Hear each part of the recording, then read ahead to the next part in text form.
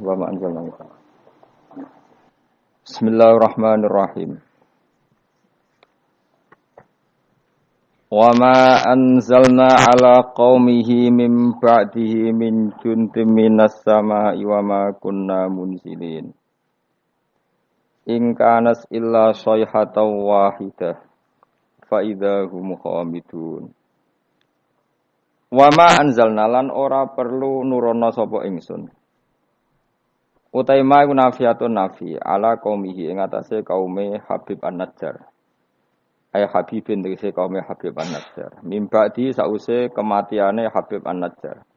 Ay ba'da mauti tegese sause kematiane Habib An-Najjar. Aku ora perlu nurono min juntin ing sekelompok pasukan minas sama isangking langit. Ai malaikatin tegese malaikat li ihlakihim krana ngrusak kaum atau bangsa Antokiyah nggih bangsa napa Ashabul Qaryah. Niku kaum sinten Habib An-Najjar utawa perkampungan napa Antokiyah kados wingi Ashabul Qaryah. Wa makunna lan ora ana sapa ingsun Allah munzilina iku zat sing nurono malaikat. Ai malaikatan tegese nurono malaikat li ihlaki ahadin krana ngrusak wong suwiji. Ingkanat ora ana, makana tegese ora ana apa ukubatuhum, apa nyiksa Ashabil Qaryah. Ora ana iku ila sayhatan kecuali sak bengokan. Sak teriakan, bengokan teriakan wahidatan kang siji. Soha kang nriyakno bihim kelawan ahli Qaryah sapa Jibril. Faidan mengko nalikane ngono. Ketika terjadi teriakan hum utawi Ashabul Qaryah khamiduna iku mati kabeh manane sakituna. Tegese anteng kabeh mayutuna terus mati kabeh. Ya hasratan duh cilaka banget to gedun banget alal ibadi ing atase pira-pira kawula. Manusa iku mok kawulane pangeran, cek tunane ora gelem iman. Haula. Tegese mongkon-mongkon Ashabul Qaryah wa ghairihim lan yane haula. Miman sanging wong kadzabu kang gorono sapa man ar-rusula ing propro rusul fa uhliku mongko den rusak sapa man kadzabur rusul. Miman sanging wong kadzabu kang gorono sapa man ar-rusula ing propro rusul fa uhliku mongko den rusak sapa man sing kadzabur rusul. Wa ya utaya hasratan alal ibadu siddatu ta'allumi iku bangete ngrasa lara. Wanida uha utawi nganggo nidak hasratan alal ibad iku majazun majaz hadza. Tegese utawi iki iku awanuki iku wektu ne sira fahduri mongko tekao sira mayatihim mir rasulin mayati ora teka him ing Ashabil Qaryah sapa min rasulin sapa utusane Allah ila kanu kecuali ana sapa ahlul Qaryah bi iklan rasul yastaziuna iku ngenyek sapa ahlul Qaryah utawi iki dawuh masukun iku den giring mesti diarahno libayani sababiya krana nerangno sebabe hasrah, sebabe ketunaan nistimalihi. Krana mengkune iki dawuh alastizaihi ing atase ngenyake Ashabil Qaryah al-muaddi kang nekakno ila ihlakihi maring dirusake ahli Qaryah al-musabbabi kang kasababno anhu saking ihlak apa al-hasratu dadi gedun. Alam yarono ta ora mikir sapa ngake ahli Mekkah ta tegese penduduk Mekkah alqailu nakang ngucap kabeh lin nabi maring kanjeng nabi mereka komentar lasta mursala. Ora ana sira Muhammad mursalan wong sing diutus.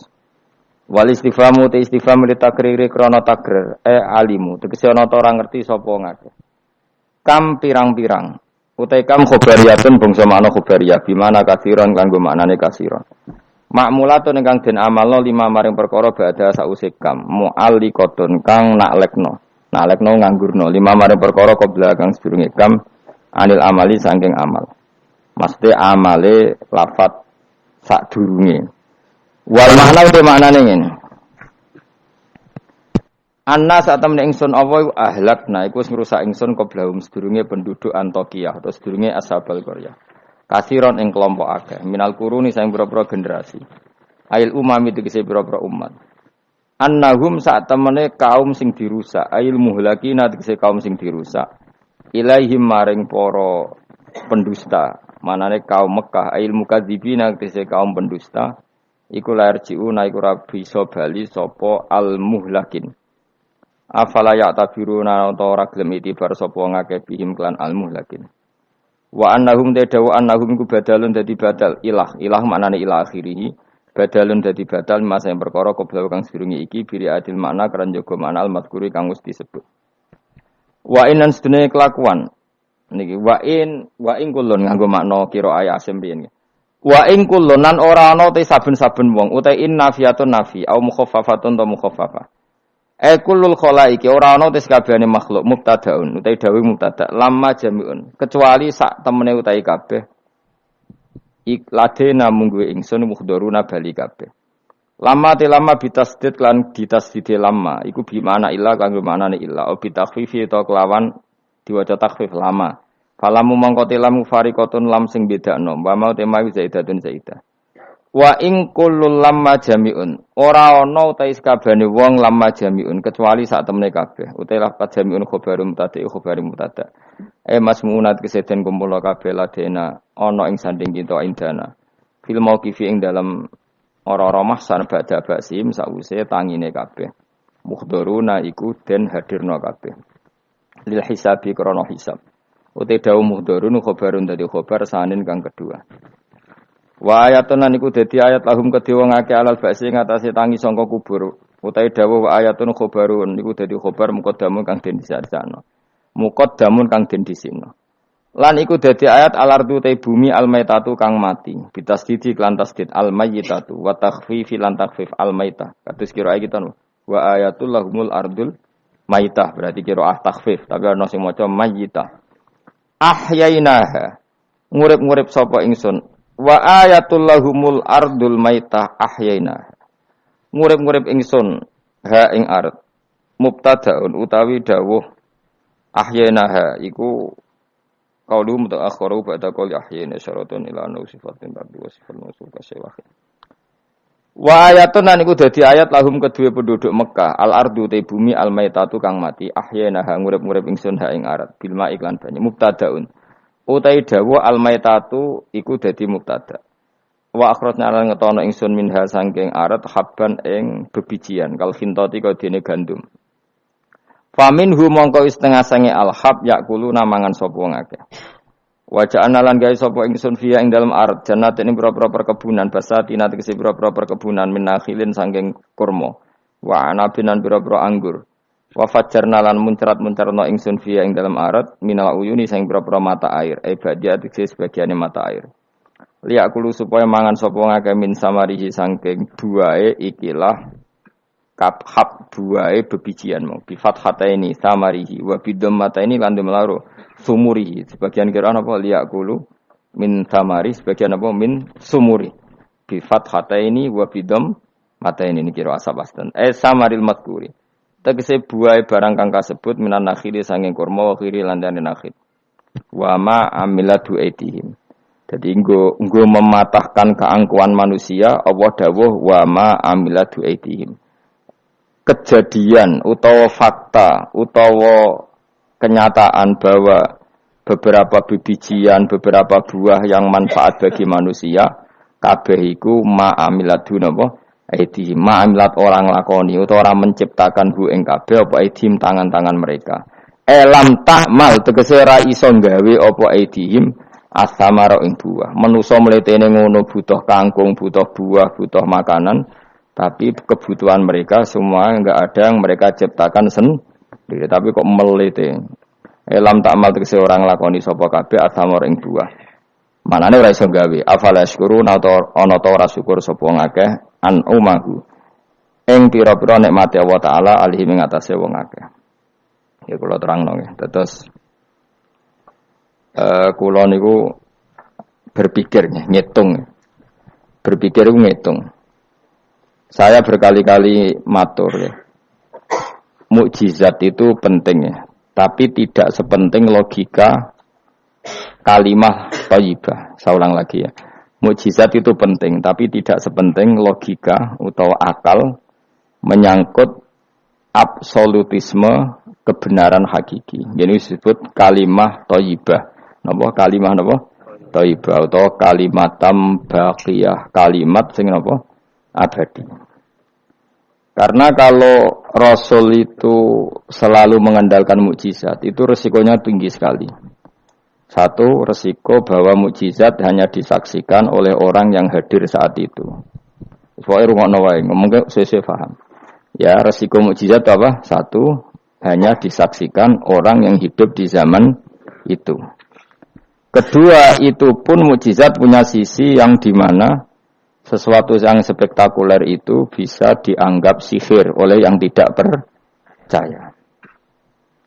Terus ketiga, setelah zaman itu lama sekali, maka berita itu bisa dikatakan hoax atau bohong atau mana buktinya.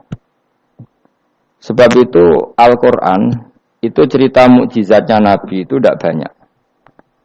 Soal kue muni akeh iku mergo kowe nganggur, jadi terus seneng hal-hal sing spektakuler. Jadi ku bawaan wong nganggur, bawaan ora iso mikir, bawaan semi-semi uteke cek kafir. Jadi iman wae butuh mukjizat. Sebetulnya kebutuhan itu naif. Kalau terangno ya. Kowe nak paham iki tak jamin wis. Paling pokoke dadi wali ndek-ndekan napa? Wali ndek. Wali ndekan iku ya angger wong mukmin nggih napa? Wali dhewe kita. Tapi yo ndek-ndekan ki coba yang kaya Syekh Abdul Qadir, Abdul Hasan Asadili, Abdul Al-Haddad, pokoke wali wae iku maknane loro. Nak wali tenan kaya Said Abdul Haddad wong sing dikasih Allah, paham nggih? Tapi nak ana dawuh ning Ihya kullu mukminin wali wa saben-saben wong mukmin iku wali wa maknane wali wong sing disakeni Allah. Paham gitu terus maknane loro. Kuwi makna sing ndi? Sing pertama sing kedua?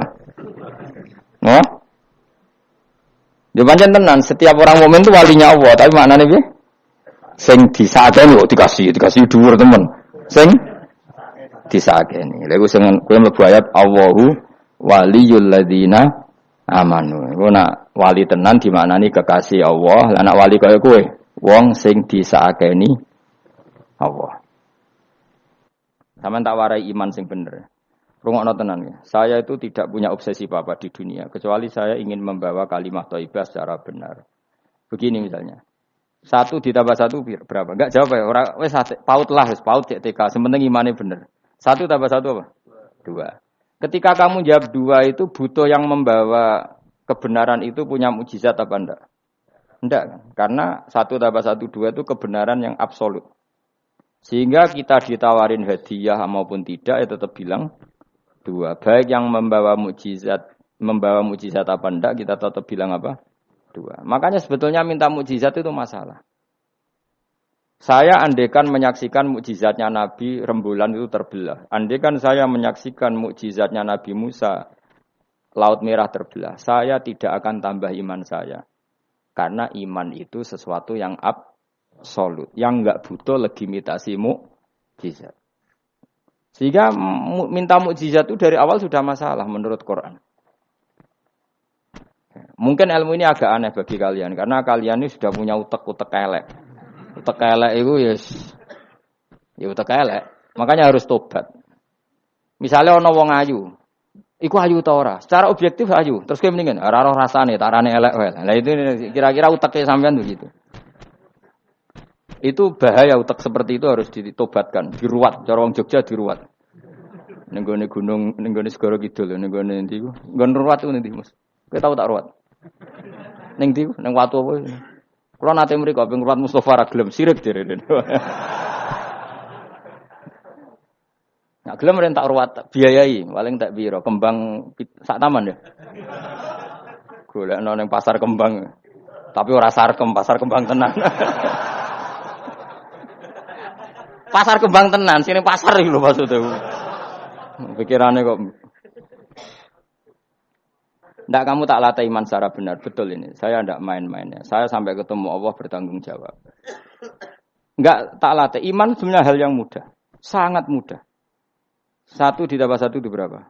2. Kamu mengatakan 2 itu nunggu dikasih hadiah yang bedai apa enggak? Enggak. Lalu menunggu diancam apa enggak? Kalau tidak bilang 2 tak bunuh, enggak kan? Karena kebenaran yang absolut. Lah Allah sebagai Tuhan itu kebenaran yang absolut apa enggak? Absolut. Sehingga harusnya Allah andaikan tidak bikin surga pun kita tetap bilang Allah Tuhan. Allah tidak nakut-nakuti dengan neraka pun kita tetap bilang Allah itu Tuhan. Dan yang mengajarkan bahwa Allah Tuhan yaitu Rasulullah Muhammad gak perlu bawa mukjizat yang spektakuler. Sehingga mukjizat itu masalah. Makanya tidak ada imannya sahabat karena mukjizat. Abu Bakar iman dengan kesadaran, Umar iman dengan semua khiyarus sahabat iman itu dengan kesadaran. Mukjizat itu hanya diminta orang-orang aneh-aneh, iku kafir-kafir elek, muni wa qalu lan nu'mina laka hatta tafjura lana minal ardi yambu'a. Jadi mukjizat itu diminta orang sing aneh-aneh, sing brengkel jero-jero. Terus ya itu tadi seperti tadi, 1 tambah 1 berapa anak-anak? Ya sebetulnya 2, tapi kalau enggak dikasih papa tak jawab 5. Kalau kamu ingin iman masuk surga, utek kamu ijek kok catekan. Nanti ke swarga Gusti jenengan tak arani pangeran. Nah ora serah pangeran. Maka ini absurd, suatu yang absurd, yang buruk sekali. Sehingga orang-orang soleh pun, soleh-soleh kayak kue ini kan soleh amatir. Orang-orang soleh amatir seperti ini itu masih nanti digojlok sama pangeran di mahsyar. Ditanya begini sama Allah. Dan saya hafal hadis kutsinya. Ayo kamu ingin keluar dari Islam amatir apa tetap begini saja?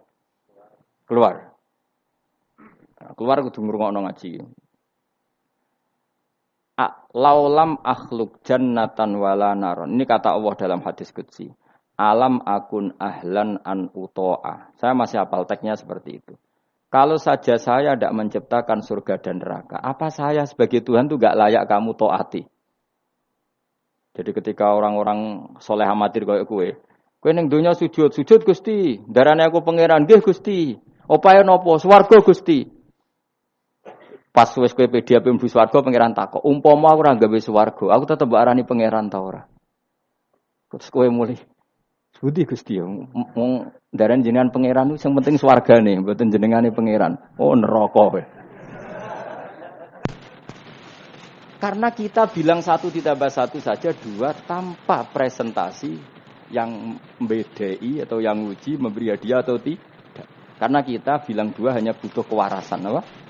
Nak kowe waras darani. Maka orang-orang pilihan itu malu kalau minta surga. Karena Allah tetap Tuhan. Andekan enggak menciptakan surga maupun neraka. Makanya andekan saya tidak menciptakan surga dan neraka, apakah saya tetap tidak Tuhan?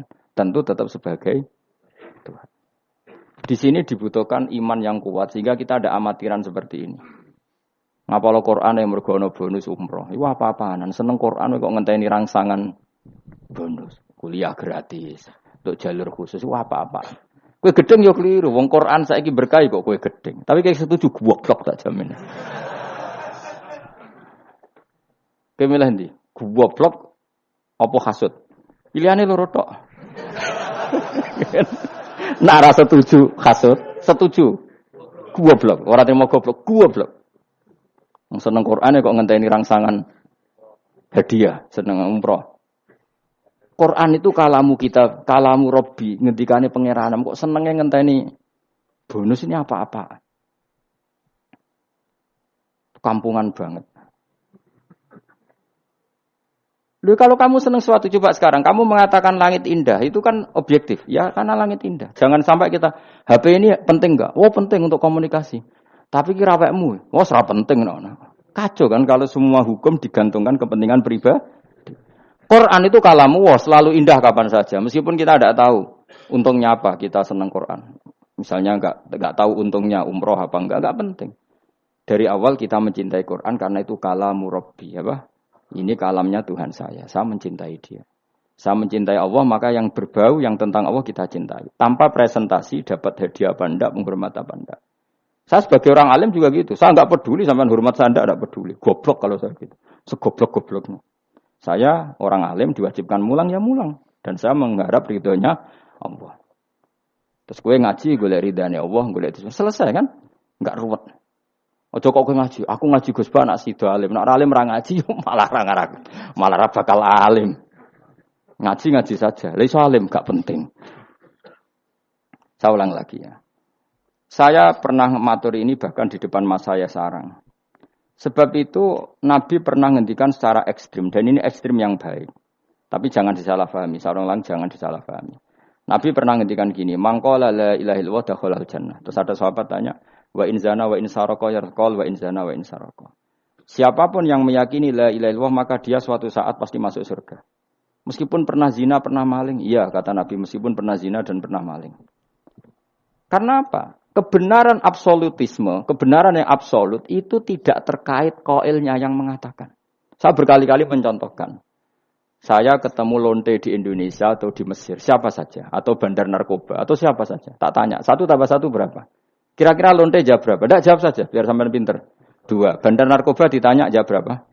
2. Yang di penjara KPK jawab berapa? 2. Kemudian ada rektor Al-Azhar tak tanya, 1 tambah 1 berapa Pak Rektor? Lonte sudah bilang 2, penjahat sudah bilang 2, para begundal sudah jawab 2. Terus dia karena rektor Al-Azhar, kalau saya 3. Kira-kira ini rektor geblek apa enggak kira-kira? Geblek. Kira-kira, tapi tentu itu tidak mungkin. Tetap dia pun jawab 2. Dia enggak peduli, wah saya rektor kok jawabannya sama dengan penjahat. Karena kebenaran absolutisme itu tidak pernah bergantung kamu rektor, apa kamu siapa saja. Paham ya? Sehingga dalam ikrar bahwa Allah Tuhan itu kita sama dengan lonte, dengan penjahat sama. Semuanya ikrar kalau Allah itu Tuhan. Karena kebenaran absolut tidak bergantung siapa saja. Makanya Nabi ngendikan wa in zana wa in saraka. Meskipun yang melafadzkan itu orang zina maupun maling. Karena tadi kebenaran absolut. Kira-kira lonte kamu tanya, Lombok pedes enggak? Dia kira enggak, tak jawab yang lucu-lucu biar otak sampean tuh waras. Makanya dimulai dari hal yang gampang-gampang saja. Lonte ditanya, Lombok ini pedas apa manis? Pedas. Penjahat yang ditahan KPK, Pak Prabowo, Pak Jokowi. Jawabnya sama, jangan terus kubu sebelah jawab apa. Iya ada seperti ini. Karena kebenaran ini absolut. Yang di penjara KPK bilang Lombok itu pedas, yang penjara juga. Bukan kok gini, kata yang di penjara. Lombok apa? Kata ketua KPK apa? Pedas. Oh, saya jawab manis. Saya akan dendam di penjara dia. Tidak bisa. Lah aku yang Mustafa agak senang. Tetap tak arani Lombok itu pedas. Misalnya loh, ya senang Mustafa tak bully terus. Misalnya aku rasa senang Mustafa. Terus dia ini jawab Lombok pedas. Apa saya terus muni manis? Hanya nuruti enggak? Senang. Itu hebatnya Rasulullah. Ketika ngendikan masalah la ilaha illallah wa in zana wa in saraka. Tapi orang salah paham terus katanya, "Wah, ini Islam melegitimasi zina." Dia semono ora ono ngono iku. Tekem gitu. Maksudnya Nabi itu kebenaran absolut, itu enggak ada bedanya antara orang fasik dan orang soleh. Semuanya ikrar. Sekarang 1 ditambah 1, lonte ya bilang 2, pencopet ya bilang 2, Pak polisi ya bilang 2, kubu sebelah ya bilang 2. Sekarang semua orang Islam sing fasik ya bilang Allah Tuhan, sing soleh bilang Allah Tuhan. Semuanya sama. Maka orang fasik pun dalam Islam enggak boleh kamu keluarkan dari Islam karena sama-sama bersaksi asyhadu alla ilaha illallah wa asyhadu anna muhammadar rasulullah. Mulane ahli sunnah berpendapat, berkeyakinan orang Islam apapun maksiatnya tetap tidak bisa dikeluarkan dari Islam. Soal dosa ya dosa saja. Apa nak kowe terus dosa darani 1 tambah 1 5. Nak selonte muni 1 tambah 1 2 terus orang soleh aku tak bilang 3 biar tidak sama dengan lonte. Tidak bisa seperti itu. Maka harus dilatih terus kebenaran absolut. Maka saya bayangkan kalau saya ulang lagi, andai kan saya menyaksikan mukjizatnya Nabi memecah bulan, iman saya tidak tambah. Karena tanpa itu pun kadar kita imannya sudah full. Kenapa? Karena kebenaran Rasulullah sebagai Rasul adalah kebenaran yang absolut. Seperti saya meyakini 1 tambah 1 2. Dikasih hadiah 1 juta itu tidak nambahi iman saya kalau 1 tambah 1 2. Paham ya? Enggak tambah kan iman kamu. 1 tambah 1 2. Terus kamu dikasih hadiah 1 juta. Kepercayaan kamu bahwa 1 tambah 1 2 tambah apa enggak? Enggak kan? Karena kebenaran yang absolut. Nah itu yang dimaksud Sayyidina Ali ketika ngendikan lauku sifal ghata mastatu yaqinan. Umpama dunya iku aku semua kasafah kabeh, imanku ora tambah. Ketika ditanya, "Apa Anda setelah di akhirat imannya tambah?" Enggak, kata Sayyidina Ali. Apapun iman saya tidak tambah. Maksudnya tidak tambah karena kebenaran absolut. Siapapun yang mukmin secara benar itu imannya sudah 100%. Maka tidak akan tambah dengan hal-hal yang baru. Paham ya? Jelas. Kayak tadi, 1 tambah 1 kamu jawab berapa? 2. Itu kebenaran itu kamu imani kan sudah full 100.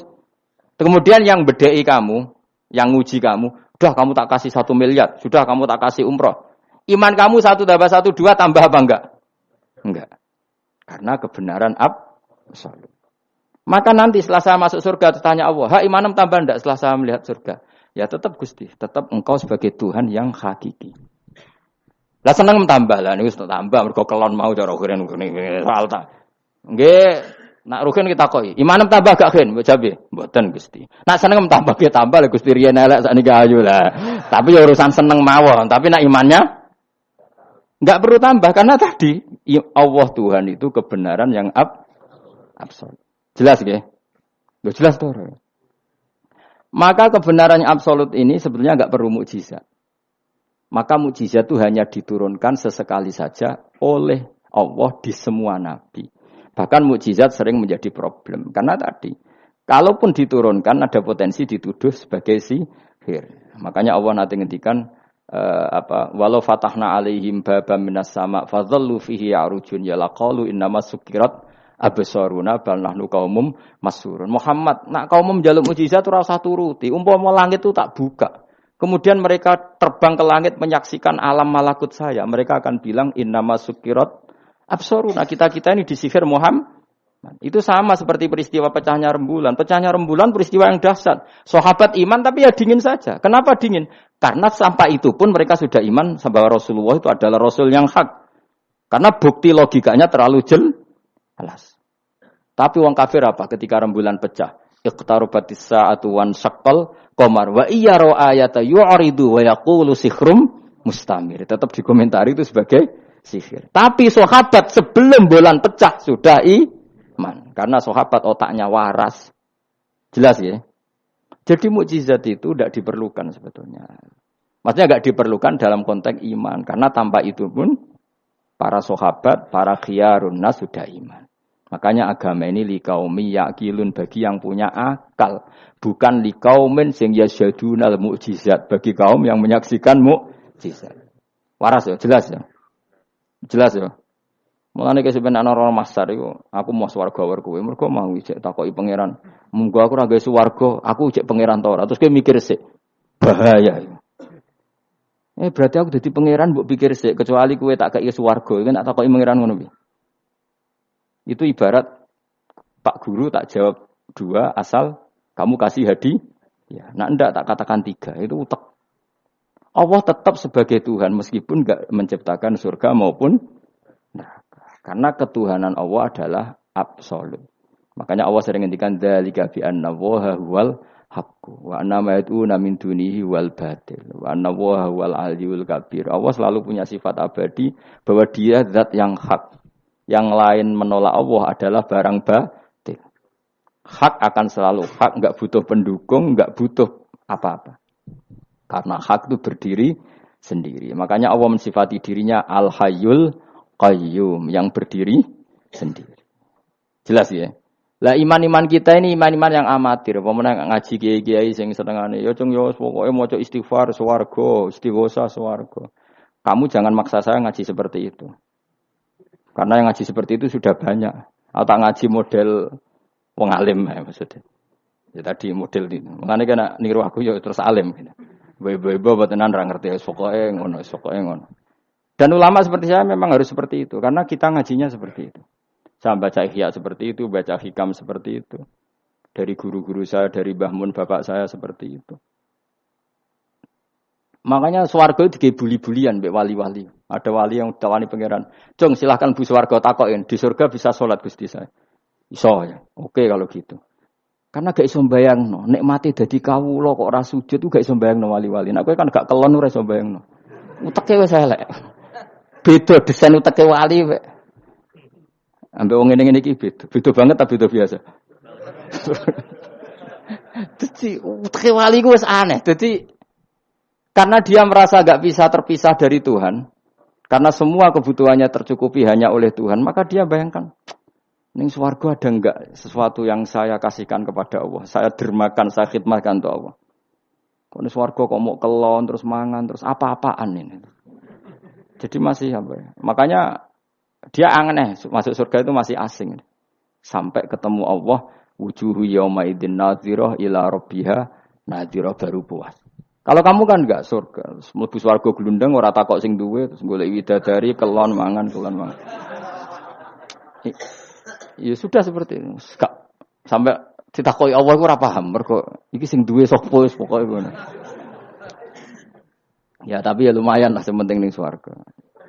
Tapi insya Allah yang jenis ini tidak ketemu saya. Saya juga agak ingin ketemu. Isen lah cara kalau tadi. Cara muru'ah harga diri ketemu jenis seperti ini. Ya tapi lumayan. Apa? Masih apa? Di surga. Nah, itu yang disebut fa'amma apa? Yang ashabul yamin itu fi sidrim makhdud wa talhim mandud wa dilimam. Itu pokoknya pakanan semua wa ma'im masku bafaqiyatin katsira la maqtu'ati wala makan-makan bermakan jima inna ansa'nahunna insya'a faja'alnahunna abusuna. Tapi kalau orang muqarrabin Allah itu enggak gambarkan nikmatnya muqarrabin. Fa amma in kana minal muqarrabin faruhu. Karena semua kenikmatnya itu roh. Roh itu mala enaroat wala uduna samiat wala khatara ala qalbi basar. Dia nikmati di surga karena al-muqarrab, dekat sekali dengan Allah. Makanya di kitab-kitab wali itu banyak. Abdul Qasim Al-Junaidi, Abu Yazid tanya sama Allah, ya Allah, kenapa saya tidak melihat umat saya? Padahal engkau berjanji umat saya yang mencintai saya masuk surga. Dijawab Allah, sebenarnya umat kamu di surga semua, tapi enggak ada yang ingin ketemu saya. Bareng didelok mau do kelon do wis to.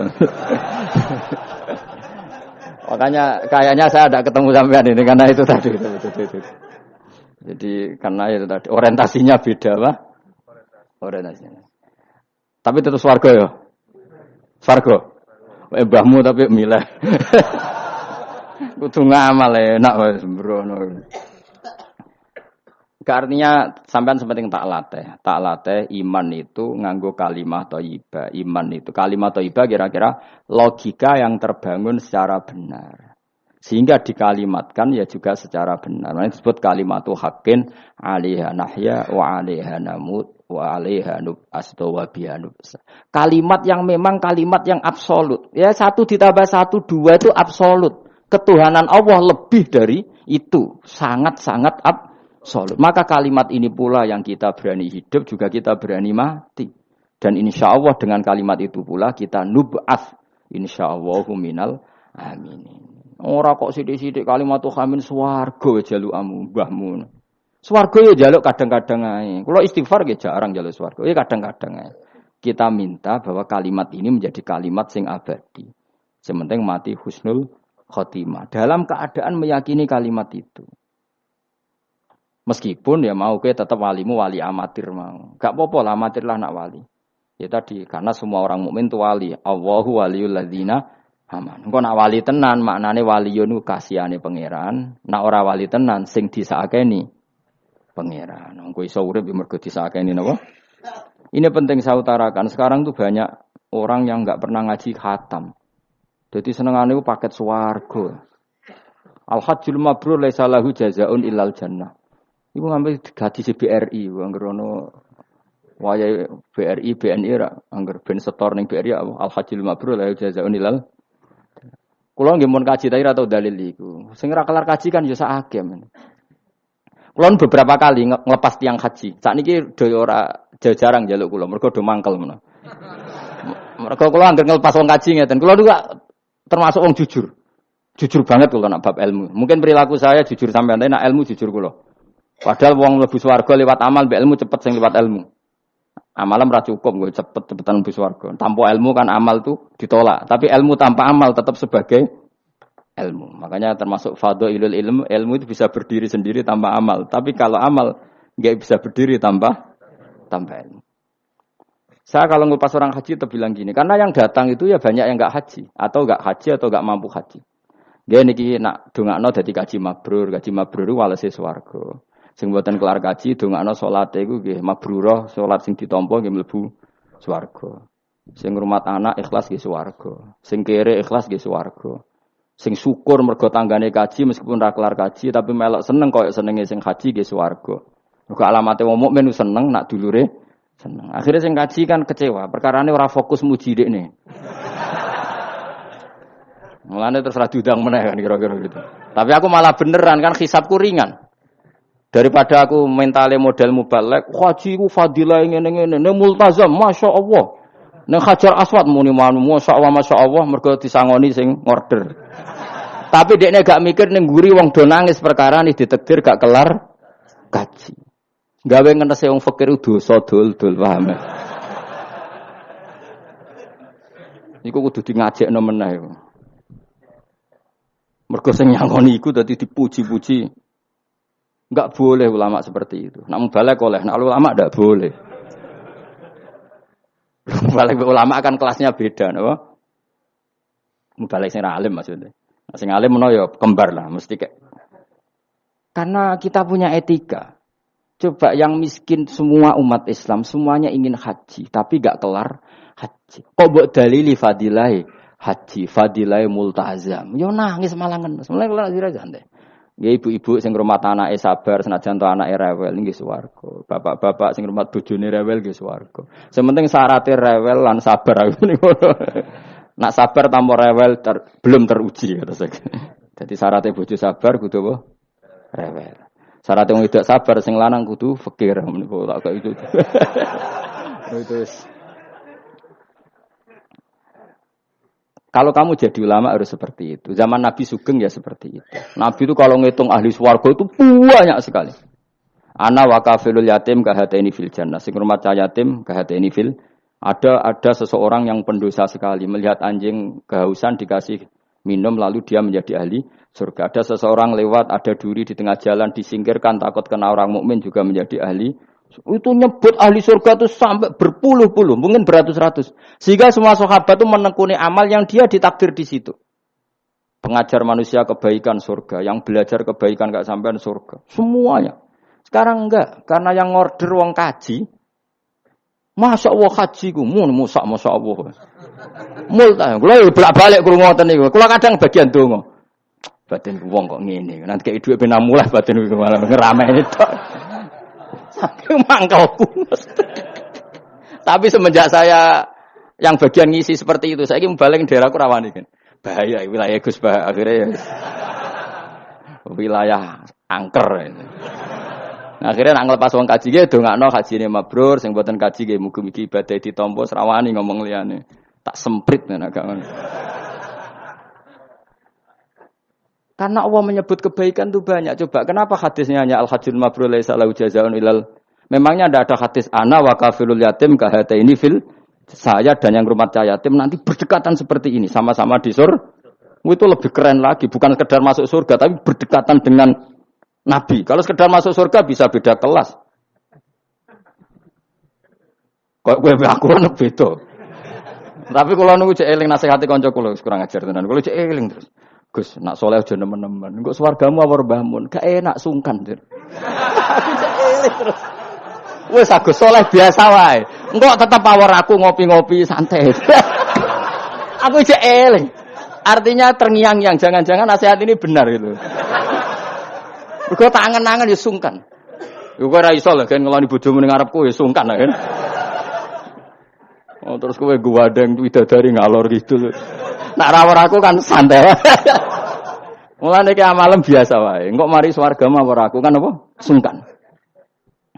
Nanti saiki bocah ora pati saleh, alasan iku tok. Bahaya Gus. Maksudnya bahaya kejar kader. Lah anak kesolehan Gus, malah war nabi tambah sungkan meneh. Iku kurang ajar nasihat kok ngono. Wis tak gojol, tapi nak pas-pasan terus kurang sithik neraka aku. Ora usah mikir ngono Gus pokoke. Ya masuk akal nasihat itu. Mulane kula sakjane nggih saleh banget bebo ora saleh jaga tadi supaya gak awor mau ben gak sungkan. Cek urip kancaku. Tak takoki cek ketoke gaya ngene cek. Ya rada fasek-fasek sithik cek. Mau jaga ben apa? Ora sungkan. Ora enak to Mustofa cek swarga kan gak bebas ya. Ngono kan rencanane ra bareng aku wis mesti.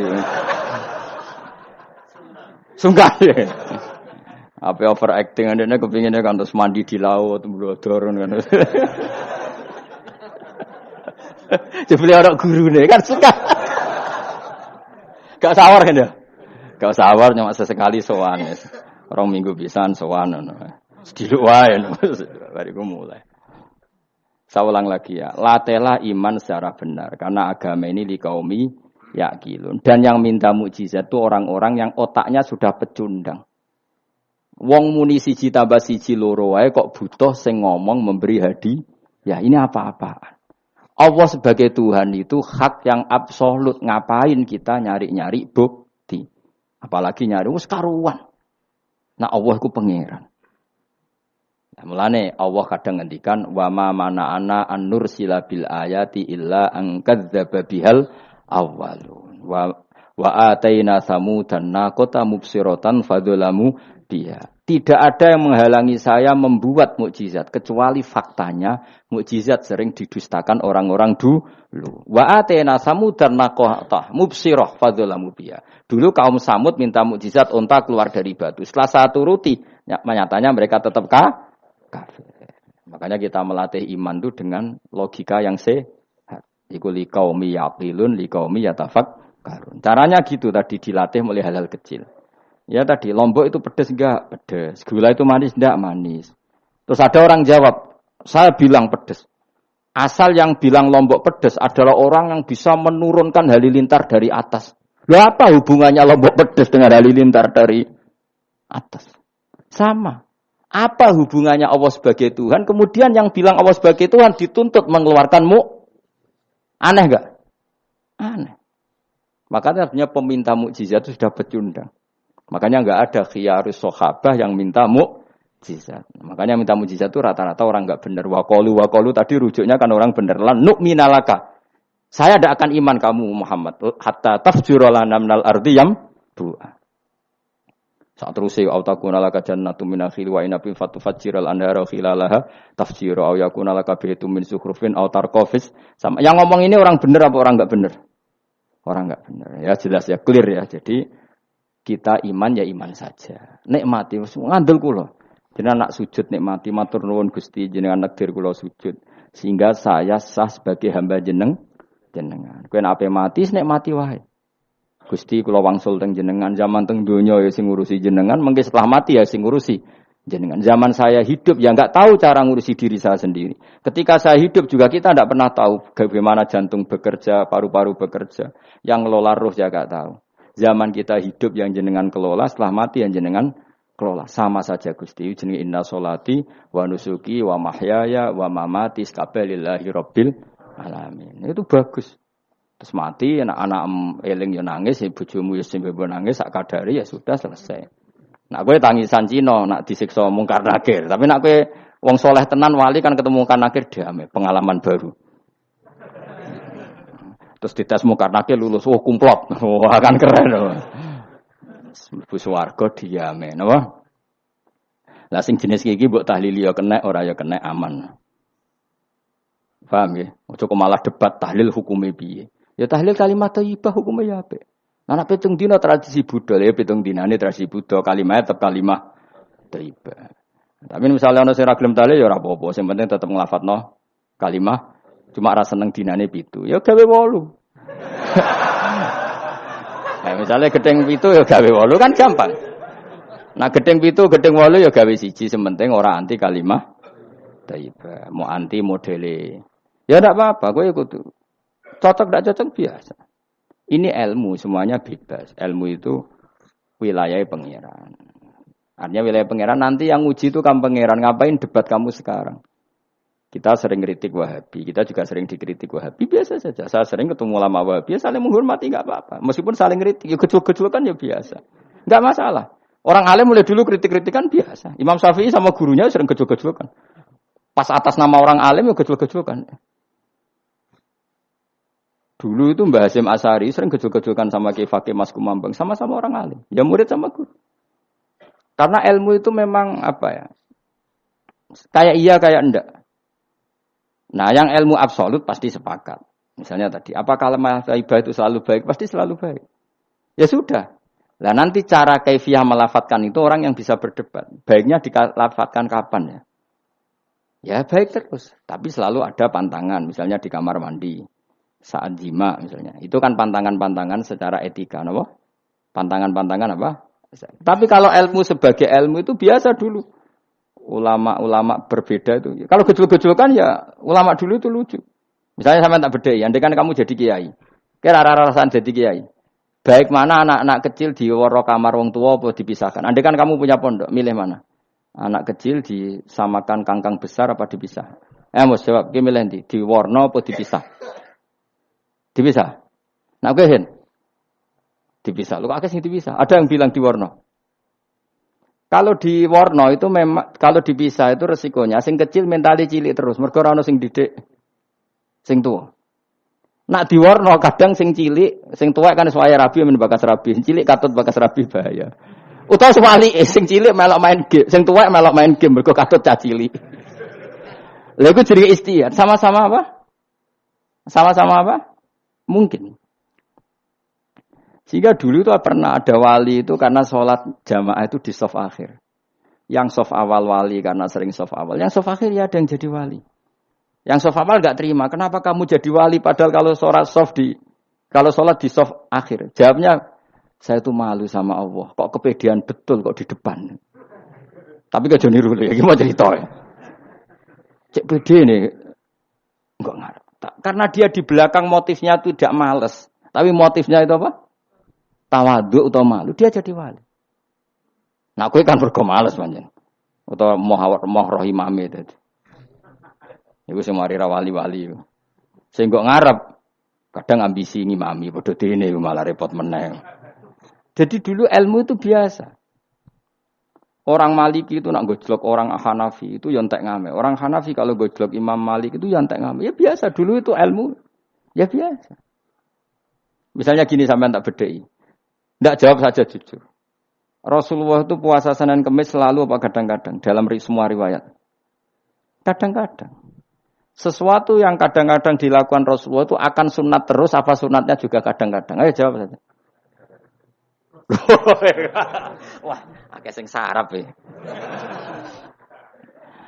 Rasulullah itu puasa Senin Kamis itu kadang-kadang apa terus? Kadang-kadang. Ini sudah masih benar. Sesuatu yang pernah dilakukan Nabi kadang-kadang itu menjadi sunat terus apa sunatnya juga kadang-kadang? Terus. Nah, sekarang gitu. Sebetulnya hadis kunut itu semuanya sepakat. Rasulullah kunut itu ya ahyanan kadang-kadang. Nah, sesuatu yang pernah dilakukan Nabi kadang-kadang itu akan menjadi sunat terus ila yaumil. Maka Imam Syafi'i milih kunut terus. Abu Hanifah enggak. Bahaya kalau sunat kok dilakukan terus. Nanti dikira wajib. Sehingga Abu Hanifah tidak kunut. Dan itu ya biasa. Ketemu Imam Syafi'i kalau sholat di masjid Abu Hanifah itu tidak kunut. Ketika ditanya, ikroman di hadal madhab, saya menghormati madhab. Orang Hanafi kalau main ke rumahnya Imam Syafi'i, ya kunut ya biasa dulu. Sekarang kunut dan kunut jadi politik identitas. Ini kunut. Sebelah ini mesti. Yang tidak kunut, sebelah yang. Dulu itu enggak. Saya sampai sekarang enggak pernah tahu kunut itu tradisi ormas mana. Sampai sekarang enggak ada tahu. Karena saya orang alim, tahunya kunut madhab Syafi'i, enggak kunut madhab Hanafi. Dan itu sebelum tahun 12 dan 26, madhab itu. Enggak tahu toh maknanya. Mazhab itu sebelum tahun 12 dan tahun 26. Jelas?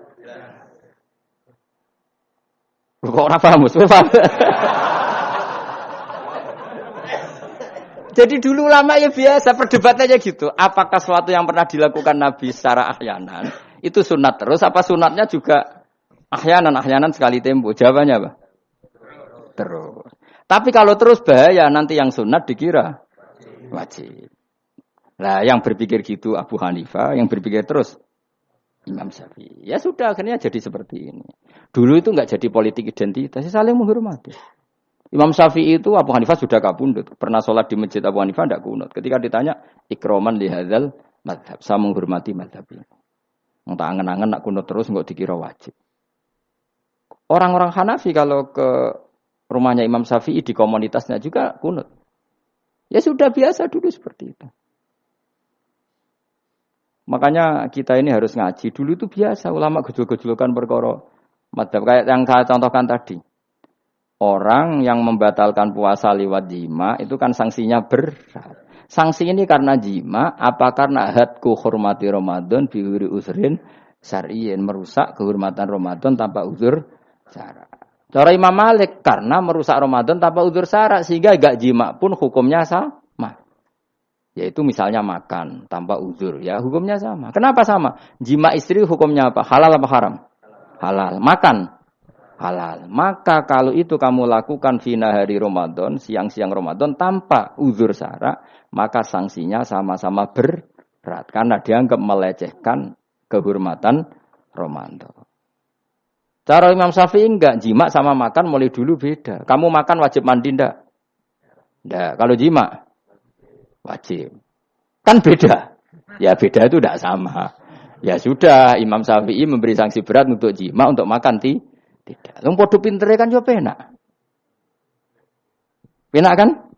Sing ora penak iku padha gobloke, padha sok pintere. Lah iku debate ra barbar iku. Padha gobloke, nak debat padha sok pintere. Wis naudzubillah min dzalik. Kulo nek debate wong malah kudu guyu. Malah melok goblok, ngrungokno tok malah melok goblok. Wong debat agama kok gak ono referensi, ra ono kitabe. Amen muni menurut saya. Memangnya Anda penting dalam wali ora, ulama ora kok debat agama muni menurut. Memangnya Anda mujtahid? Kudune gak menurut kitab yang saya baca dalam mazhab Syafi'i kitabnya ini begini. Sing sitok bantah dalam mazhab Maliki kitabnya ini. Wah itu keren. Aku teko ning majelis. Debat menurut saya. Memangnya Anda siapa? Nabi ndak, wali ndak, ulama ndak? Kok mau agama menurut Anda? Wis wargane ora mesti kok ape. Makanya dibiasakan pakai referensi, pakai sanad. Agama ini butuh sanad. Inna hadzal ilma dinun fanzuru amman ta'khuduna dinakum. Lihat di muqaddimah Sahih Muslim. Agama ini ilmu, ilmu ini agama. Maka lihatlah ilmu itu kamu ambil dari mana? Karena tanpa sanad ini bahaya. Bahayanya tadi, misalnya begini. Ada orang alim soleh berteman orang kafir. Atau berteman orang fasik. Atau berteman perempuan cantik. Dia alim loh, alim soleh saya ulang lagi. Ada orang alim soleh berteman perempuan cantik. Atau orang fasik atau orang kafir. Pasti di hatinya satu. Wong ayu nak dikancani wong fasik. Engkau malah melakukan hal-hal yang tidak terpuji. Nak dikancani wong alim. Syaratnya soleh loh saya ulang lagi. Dibina, dijak ngaji, diarahkan yang benar. Terus dinikahkan sama orang soleh. Ternyata pertemanannya hanya proses ngantar wong ayu tadi baik dan bernikah sama orang soleh. Berteman orang kafir ya dia mengajarkan hujah-hujah argumentasi Islam. Jika suatu saat berharap menjadi Islam. Tapi orang liberal melihat itu bukti bahwa agama itu bebas. Wong alim nyatane kancanan wong ayu, wong kafir gak masalah. Itu pilihan mbahmu. Ini beda sama-sama cara zahir kancanan orang fasik, tapi asal orang soleh itu motifnya itu beda. Saya misalnya orang kaya, ada ulama kaya, itu senengannya blonjo, sampai bojone itu marah-marah. Saking parahnya ulama ini, kebetulan keluarga saya, ini anaknya mulai anaknya kon golek utangan. Padahal nilai anaknya pertama berangkat dari rumah itu bawa uang, mau ngirimi anaknya di sarang. Itu orang Jawa Timur, kiai alim. Roh bakul kacang ning bis gak mentolo ditukoni. Roh bakul mainan saake wong tuwek Pak ditukoni. Walhasil tok sarangku duwe entek. Tapi gowo mainan, gowo kacang putu-putu. Saake jare. Sama-sama belanja. Dekne niate nyebar rahmate Allah. Yo saya pernah ngalami itu meskipun di ada skala yang ekstrim itu. Saya sampai sekarang anak saya mulai TK, SD tak sangoni terus. Kadang beli jajan yang dia sama sekali gak doyan. Dulu ibunya yang marah sebelum ora dipangan kok dituku Gus. Ya masih ora dipangan bakule tetap seneng. Butuhe bakule iku payu ora kok dipangan ta ora. Tapi utek-utek medhit ngene kan pikirannya kan. Nek ora dipangan aja tuku ya sakake bakule ndonga supaya laris. Lah duit 5.000 bagi kita kan ndak penting wis ben entek. Ben manfaati bakul-bakul. Karena orang kadang dikasih itu malu loh karena ndak diharga diri. Tapi kalau liwat jual beli kan seneng. Nah. Ya banyak ulama yang gitu, boros tapi niatnya menyebar roh. Asal orang soleh itu baik-baik saja. Orang soleh melete, wah duitku akeh, tenang wae.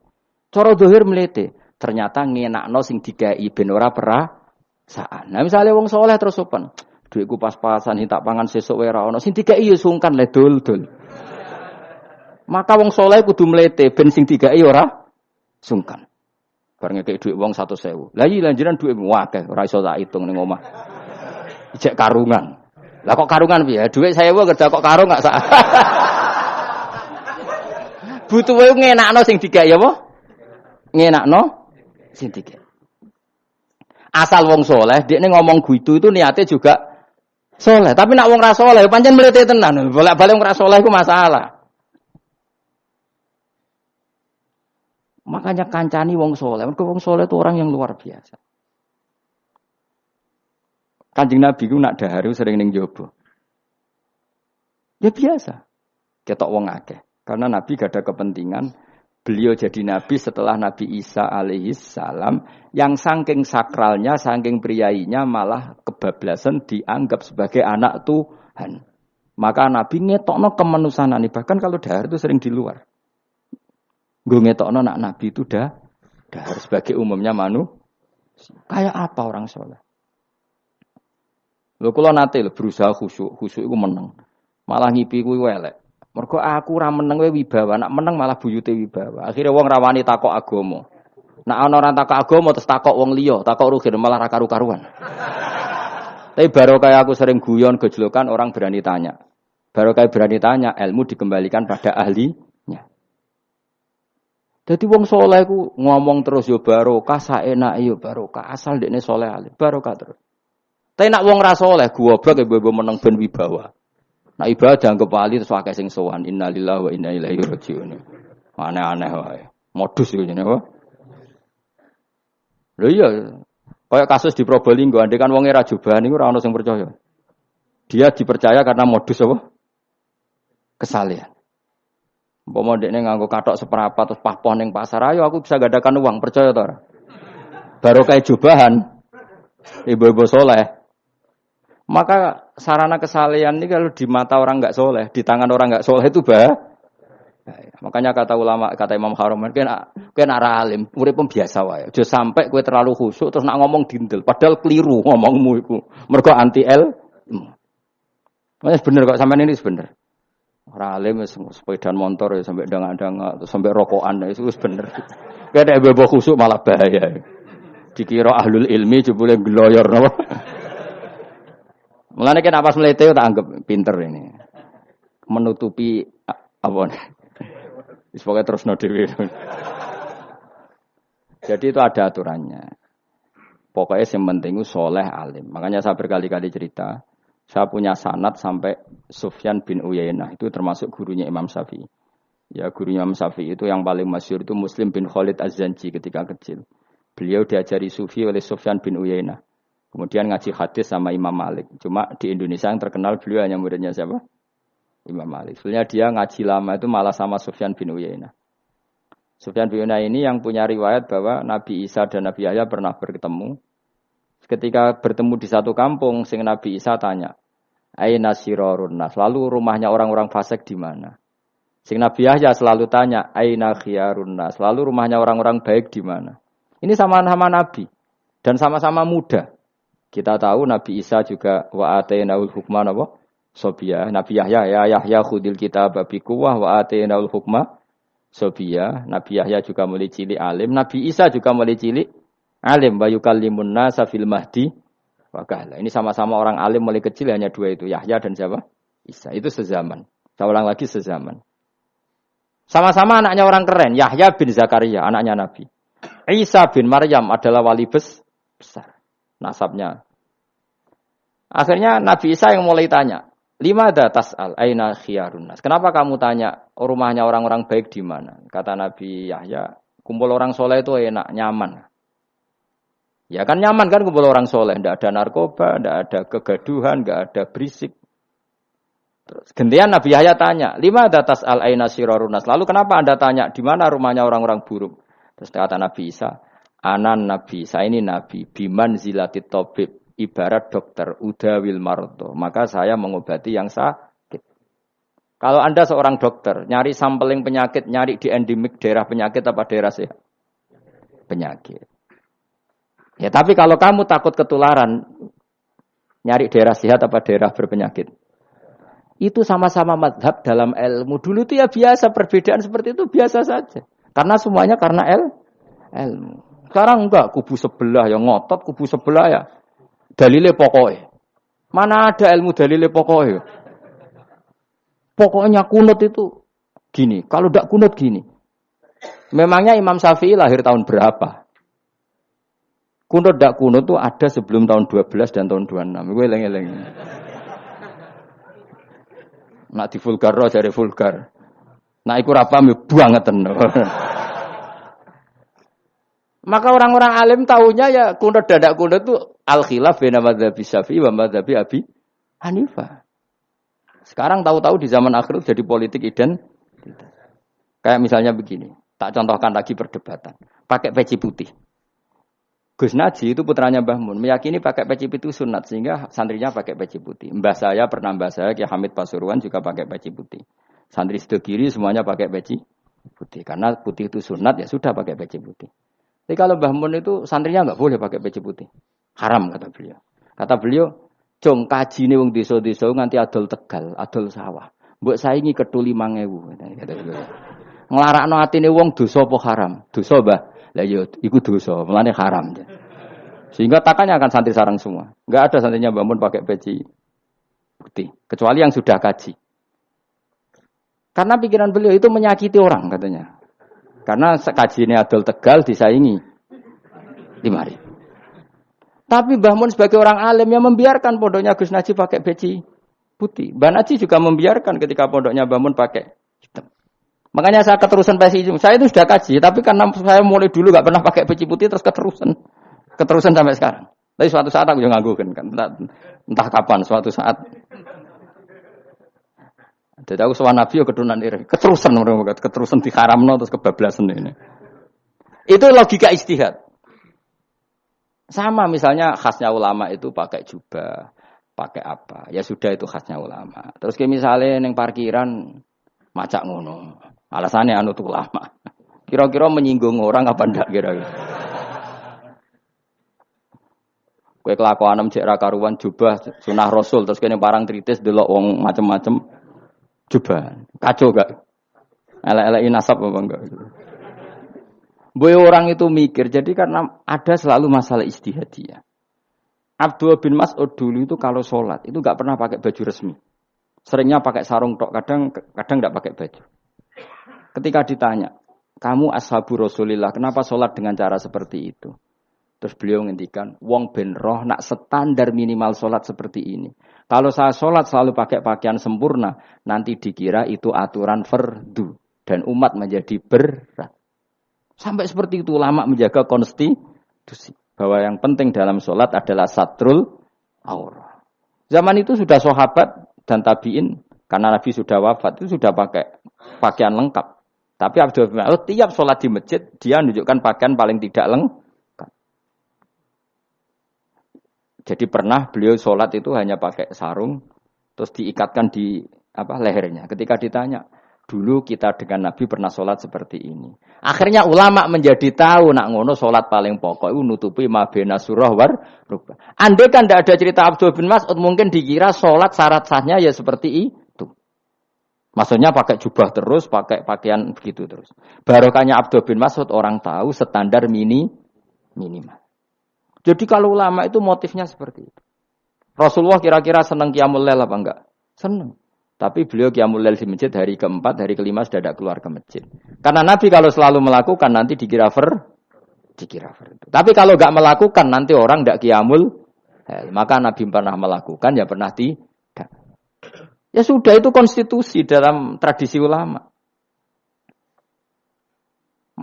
Jelas ya. Saya sholat di pondok saya sendiri sering jadi makmum. Karena semua kiai sudah jadi imam. Nanti dikira syarat sahnya imam itu kiai. Repot. Makanya saya tunjukkan kiai juga boleh jadi makmum. Andai kan semua kiai jadi makmum, saya nanti jadi imam. Ya semua ulama mulai dulu tradisinya gitu. Karena yang dikatakan fardu kifayah itu kalau sudah ada yang melakukan, yang lain tidak usah. Biar seimbang. Sekarang enggak do geruduk kabeh. Makanya terus kacau. Coba sekarang misalnya gini. Andai kan semua orang melakukan kebenaran kesunatan. Yaitu misalnya semuanya ambisi iktikaf di masjid. Terus tidak ada orang melakukan kebenaran ngurumat yatim, ngurumat jenazah, ngurumat jalan-jalan raya. Kan kacau. Mergo semuanya satu variasi kebenaran iktikaf ning masjid. Cah yatime sedang do mati, mergo do iktikaf kabeh. Tapi baru kaya ana sing iktikaf ning perapatan, nek ana wong tiba iso nulung, nek ana wong kesasar iso tako. Baru kaya wong sing iktikaf ning perapatan. Sayange terus bidung-bidung barang ku sayange. Sakjane niat itikaf ku sah. Nawaitul iktikaf linusratit thoriq. Niat ingsun iktikaf nulungi dalan ben nak ana wong butuh. Coba sekarang, orang yang kecelakaan, pertolongan emergensi orang yang iktikaf di jalan apa yang di masjid? Di jalan, barokahnya banyak, itu tim SAR gratis. Umpama do niat soleh kabeh bumine pangeran, sah mbok iktikaf. Mulai sesuk gak apa-apa, iktikaf ning perapatan. Tapi buktikan kamu tidak berbuat macam atau tulisi relawan orang tersesat. Jadi ajane kebaikan itu ada di mana-mana. Makanya Nabi menyatakan kebaikan orang itikaf ya dikatakan Nabi baik. Orang yang jalan-jalan kemudian ada duri disingkirkan juga disifati Nabi orang baik. Orang yang rumah yatim disifati Nabi orang. Bahkan orang yang hubungan intim dengan istrinya sama Nabi ya disifati orang baik. Sampai sahabat tanya, masa urusan gitu dapat pahala ya Rasulullah? Loh iya, andekan itu sama orang lain kan malah dosa. Berhubung sama istrinya maka dapat pahala. Kayak apa Nabi ngitung kebaikan sekian banyaknya. Tahu-tahu di zaman akhir kubunya saja yang baik. Ini apa-apaan? Ini kalau iskal deh. Yo marah ini, tobat deh. Kebaikan adalah sesuatu yang dikatakan Allah baik di kubu kita maupun di kubu sebelah. Mau kubu sebelah ya apa saja. Baik di partai kita maupun di partai sebelah. Maupun di ormas kita maupun ormas sebelah. Karena semua kebaikan otoritasnya di Allah Subhanahu. Ada Nabi yang senangane ngurus wong fasik, Nabi Isa. Karena berpikiran Nabi itu tabib, ya tabib itu yudawil untuk mengobati yang salah. Ada Nabi kayak Nabi Yahya. Karena kalau orang kayak kamu tak suruh ngobati orang fasik, kira-kira katut tak sing fasik tobat. Cara rohin tak cul ngobati wong wayu, kira-kira sing katut sapa? Sing ayu dadi ngaji apa sing ngaji dadi ya ukur dhewe, nak ora kuat niru Nabi Yahya, nak kuat niru Nabi Isa. Tapi kowe ora nabi masalah. Ya sudah, yang penting roh ilmunya. Bahwa dulu itu biasa. Paham ya? Makanya Sayyidina Abu Bakar jadi wali karena akhlaknya baik. Tapi akhlak baik itu tidak cukup untuk melindungi Rasulullah. Karena ketika Nabi diteror, Abu Bakar tidak bisa berbuat banyak. Sehingga ketika Abu Bakar sudah Islam, Nabi itu masih sembunyi. Sampai ketika lihat Umar gelut di pasar Uqad, dia petarung yang menangan, Nabi berdoa, Allahumma aizal Islam bi Umar. Semoga orang seperti ini itu masuk Islam. Karena ini rapati butuh sopan, ini butuh petarung. Tenan, Umar masuk Islam. Masuk Islam hari pertama sudah Abu Jahal ditotok rumahnya. Kamu lo ganggu Rasulullah Muhammad tak bunuh kamu. Semua orang diparani. Akhirnya bersamaan dengan itu ada khitab fasda bima tu'mar. Akhirnya Nabi berani dakwah secara ala niatan. Barokahnya mantan preman. Jadi kebutuhan Islam banyak. Butuh orang sopan, butuh petarung, butuh macam-macam. Butuh wong lomo, butuh wong fakih sabar itu sakit, ora usah ditambahi. Karena jumlahnya sudah overload yang fakir itu. Itu rasa di produk sudah masif lah, sudah. Jadi orang kok kalau gede wong fakir, maksudnya jumlahnya sudah banyak. Jadi itu kayak apa kearifan Rasulullah? Makanya Abu Bakar pertama jadi khalifah. Ketika beliau mau wafat, itu nunjuk Umar jadi khalifah. Coba. Padahal beliau wataknya lemah tapi menunjuk orang yang sangat kasar, yaitu Sayyidina. Karena beliau insaf, tidak semua kebaikan terwakili oleh orang berakhlak. Kadang kebaikan terwakili orang yang tegas. Kayak Sayyidina. Kayak apa insafnya para sahabat? Iya toh, kalau di internal akhlak itu baik. Tapi kalau di eksternal ngadepi orang nakal, yang baik itu orang tegas. Coba misalnya ada preman di perapatan. Mau ganggu kiai, kowe di santri sopan mau diluk tok. Pusing kan? Tidak di semua antri kayak Rogen mantan preman. Ayo gelut. Oh, mati ora ninggal popo.